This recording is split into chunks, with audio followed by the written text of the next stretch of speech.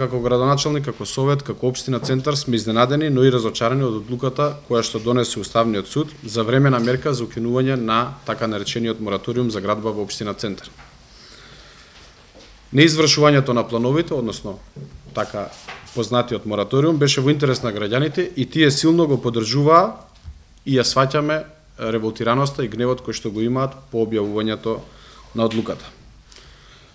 Реакциите на граѓаните одлуката не престануваат, доаѓаат и до нас, а гледаме дека се реагира и во социјалните медиуми, медиумите кои што се електронски или пишани. Јас сакам само да кажам дека скоро година и половина, ние интензивно работевме на измените на деталните планови и сакавме да го постигнеме тоа што беше дискусија вчера на Уставен суд, дека лош план може да се замени со нов, а мораториумот беше целта со кој што ќе спречиме лошо спроведување, односно спроведување на лошите планови. И веќе почнавме да постигнуваме резултати.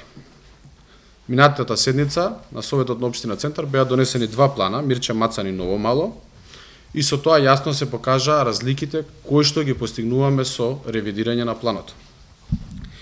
Тие во целост одговараат на потребите на граѓаните. Од државното земјиште, кој што сега е во владење на општина Центар, избришавме објекти, згради и хотели со огромни габарити, а на нивно место уцртавме паркови и зеленило.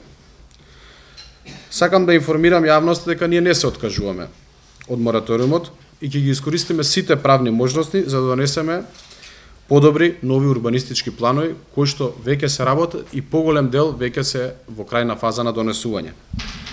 Во моментов со правниот тим на општина Центар и со одредени стручни лица кои што ги консултираме, ги разгледуваме можностите кои што ќе ни бидат ставени на располагање откако официјално ќе ја добиеме одлуката. Бидејќи одлука ние официјално немаме добиено, оваа информација ја добивме од контактот од односи со јавност со Уставниот суд и тоа што излезе по медиумите. Кога ќе добиеме официјално, тогаш ќе го кажеме и нашиот став што е чекорот кој што ние ќе го превземеме.